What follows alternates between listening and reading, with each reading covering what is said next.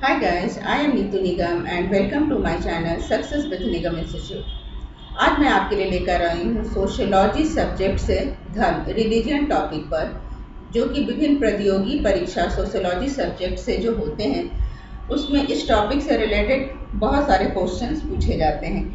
तो मैं इस टॉपिक को ज़्यादा डिटेल्स में लेकर टू द पॉइंट्स आपके साथ डिस्कस करूँगी और आपको बताऊँगी कि धर्म रिलीजन टॉपिक से रिलेटेड क्या क्या क्वेश्चंस बनते हैं, क्या क्या एमसीक्यू बनते हैं। इस टॉपिक पर हम कौन कौन से चीज़ देखेंगे, चलिए देख लीजिए। तो इसमें हम देखेंगे धर्म क्या है, धर्म की परिभाषाएं क्या है, धर्म की उत्पत्ति का सिद्धांत क्या है। ये 5 सिद्धांत दिए गए हैं धर्म की उत्पत्ति से रिलेटेड, इस पर हम बात करेंगे।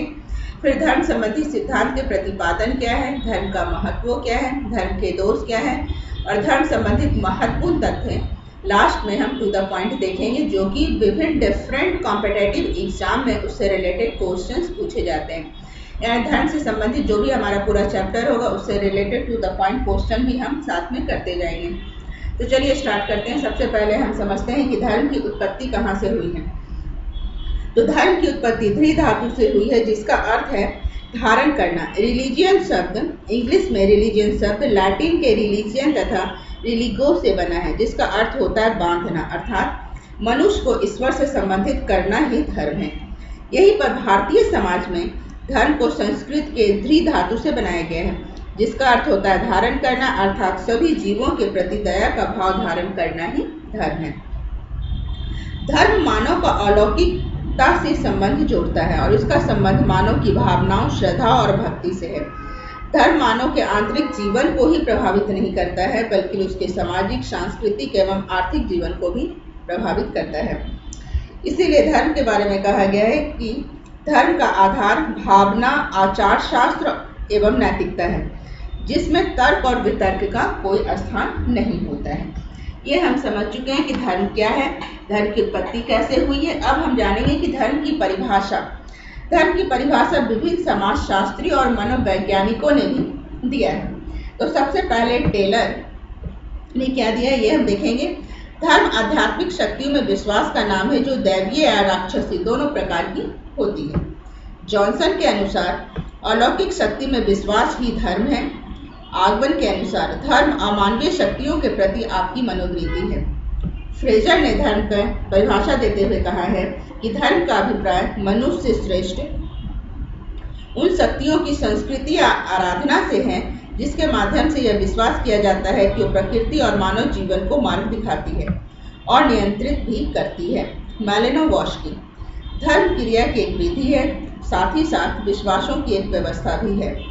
हॉर्वल के अनुसार धर्म अलौकिक शक्तियों में विश्वास पर आधारित है, जिसमें आत्मावाद और मानवतावाद दोनों सम्मिलित होते हैं। और मैक्स मुलर ने कहा है धर्म असीम का साक्षात दर्शन है। इन परिभाषाओं के आधार पर अब हम जानने की कोशिश करते हैं कि एक्चुअल में धर्म है क्या। ठीक है, तो धर्म क्या है हम ये जानेंगे। धर्म इन परिभाषाओं के आधार पर अलौकिक शक्तियों में विश्वास ही धर्म है। इसमें पवित्रता की धारणा का समावेश होता है। इसमें प्रार्थना, पूज्य और आराधना महत्वपूर्ण है। धर्म भावना प्रधान होता है, न कि तर्क प्रधान। धर्म में कुछ भौतिक सामग्री एवं प्रतीकों के माध्यम से अभिव्यक्ति की जाती है, जैसे कि अगरबत्ती या कुछ प्रतीक जलाकर भगवान की पूजा करना, प्रार्थना करना। ये भौतिक सामग्री के द्वारा हम धर्म को दर्शाते हैं। इसमें निषेधों का पालन किया जाता है। इसका तात्पर्य है कि क्या करना है और क्या नहीं करना है। हर धर्म में कुछ निषेध होते हैं। धर्म में एक धार्मिक स्तर पाया जाता है, जिसके माध्यम से संगठन और एकीकरण बना रहता है। अब हम जानेंगे धर्म की उत्पत्ति का सिद्धांत। पहला सिद्धांत है आत्मा और जीववाद का सिद्धांत।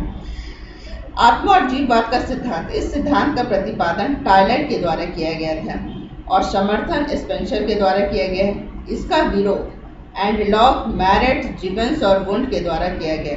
टायलर ने आत्मावाद में 2 भागों को बताया है, शरीर आत्मा और स्वतंत्र आत्मा।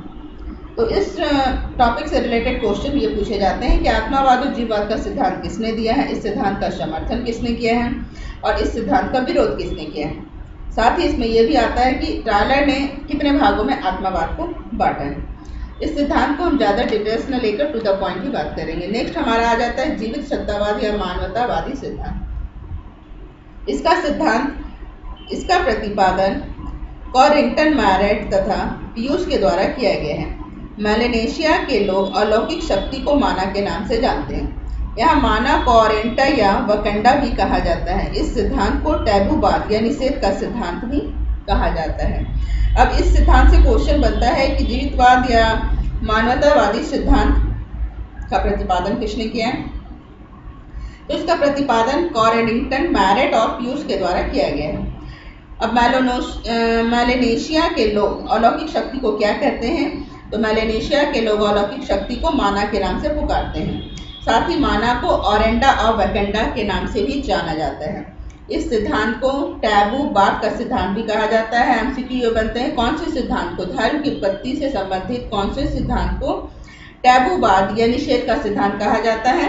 तो जीवित सत्तावाद या मानववादी सिद्धांत को कहा जाता है। अब नेक्स्ट हम देखेंगे प्रकृतिवाद का सिद्धांत। इस सिद्धांत के प्रतिपादन मैक्स मुलर के द्वारा किया गया है। यानी प्रकृतिवाद का सिद्धांत मैक्स मुलर ने दिया है। इन्होंने धर्म की उत्पत्ति को प्राकृतिक शक्ति और घटनाओं में ढूंढा है। मैक्स मुलर संस्कृत भाषा के विशेषज्ञ भी थे। तो इसमें क्वेश्चन बनता है कि प्रकृतिवाद का सिद्धांत किसने दिया है? तो मैक्स मुलर ने दिया है। प्रकृतिवाद का सिद्धांत का आधार क्या था? तो उनका आधार क्या था? प्राकृतिक शक्तियों और घटनाओं को ही इन्होंने प्रकृतिवाद सिद्धांत का आधार माना है, जैसा कि नाम से ही स्पष्ट है। अब हम देखेंगे नेक्स्ट जो है धर्म का समाजशास्त्रीय सिद्धांत या टोटमवाद। इसके प्रतिपादक दुर्खिम है। इन्होंने समाज को देवता माना और कहा कि धर्म सामूहिक जीवन का प्रतीक है। दुर्खिम ने पुनः लिखा है कि ईश्वर या स्वर्ग का निर्माण समाज के द्वारा किया गया है। दुर्खिम विश्वासों एवं अनुष्ठानों को धर्म में सम्मिलित करते हैं और उन्होंने विश्वास को दो भागों में बांटा है। पवित्र विश्वास जो धर्म से रिलेटेड है और अपवित्र विश्वास जो जादू से रिलेटेड है। दुर्खिम ने अपने धर्म संबंधी अवधारणा ऑस्ट्रेलिया की अरुंटा जनजाति के अध्ययन के फलस्वरूप प्रस्तुत की है। तो इस सिद्धांत से रिलेटेड क्वेश्चन बनते हैं कि धर्म का समाजशास्त्रीय सिद्धांत का प्रतिपादक कौन है? तो दुर्खिम है। धर्म का समाजशास्त्रीय सिद्धांत को क्या कहा जाता है? तो टोटमवाद कहा जाता है। धर्म के सिद्धांत में दुर्खिम ने सामूहिक जीवन को लिया है या व्यक्तिगत जीवन को लिया है? तो इन्होंने धर्म को सामूहिक जीवन का प्रतीक माना है।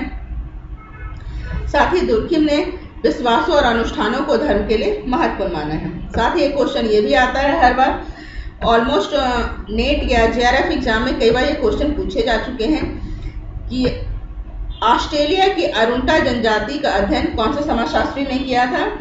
तो दुर्खिम ने धर्म संबंधी अवधारणा के लिए ऑस्ट्रेलिया की अरुंटा जनजाति का अध्ययन किया था। अब हम देखेंगे धर्म का प्रकारवादी सिद्धांत। पहला क्या था? धर्म का समाजशास्त्रीय सिद्धांत जो कि दुर्खिम ने दिया है। अब है धर्म का प्रकारवादी सिद्धांत। इसके प्रतिपादक मेलानवस्की और रेडक्लिफ ब्राउन है। इस सिद्धांत के अनुसार यह बताया गया है कि जिस प्रकार मनुष्य के लिए रोटी, कपड़ा, मकान आवश्यक है, उसी प्रकार धर्म भी आवश्यक है। तो धर्म का प्रकारवादी सिद्धांत मेलानवस्की और रेडक्लिफ ब्राउन ने दिया है।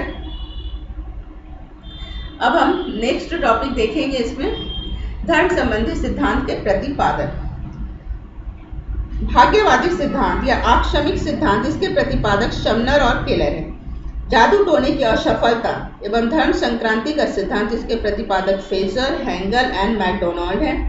रहस्यवाद का सिद्धांत के प्रतिपादक हाउर है। मानवीय विवेक का सिद्धांत, इसके प्रतिपादक शबरी के हर्बर्ट एंड जॉन टैलेंटेड है। और प्रेत सिद्धांत, यह सिद्धांत स्पेंसर के द्वारा दिया गया है। अब इन सभी को समझने के बाद हम समझेंगे कि धर्म का महत्व क्या है। धर्म का महत्व हम जानेंगे तो धर्म के निम्नलिखित महत्व हैं। धर्म ही समाज का प्राथमिक आधार है। यह मानव व्यवहार को नियंत्रित करता है, यह मानवता को विकसित करता है, आर्थिक जीवन पर नियंत्रण लगाता है, यह पवित्रता की भावना का विकास करता है, समाज कल्याण में रुचि लेता है, सामाजिक नियंत्रण का महत्वपूर्ण साधन है, सामाजिककरण में सहायक होता है। मेलानवस्की और रेडक्लिफ ब्राउन के अनुसार यह मानसिक तनाव एवं संघर्षों से मुक्ति दिलाता है और यह स्वस्थ मनोरंजन का आधार भी है। अब हम देखेंगे कि धर्म के दोष क्या हैं।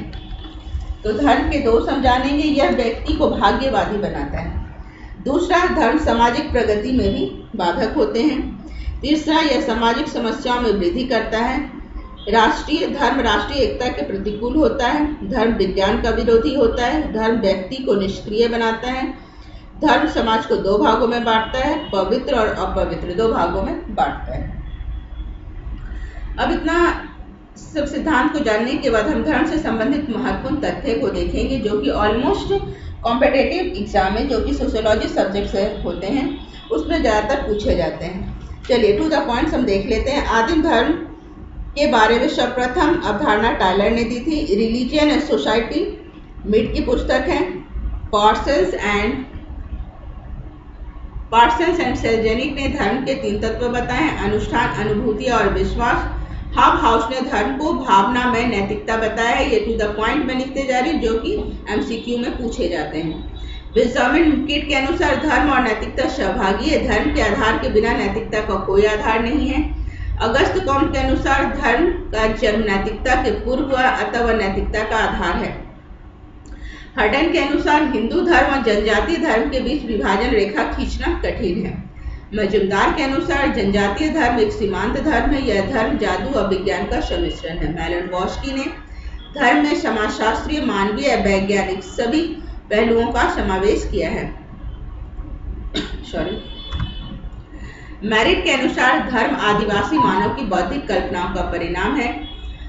व्हाइट एंड धर्म एकांत जीवन में की गई व्यक्तिगत क्रियाओं का परिणाम है। दुर्खिम धर्म सामूहिक चेतना का प्रतीक है। ये क्वेश्चंस कई बार पूछे जा चुके हैं कि दुर्खिम के अनुसार धर्म क्या है, तो दुर्खिम के अनुसार धर्म सामूहिक चेतना का प्रतीक है और इनका संबंध केवल पवित्र वस्तुओं से है। इससे है, केवल पवित्र वस्तुओं से है।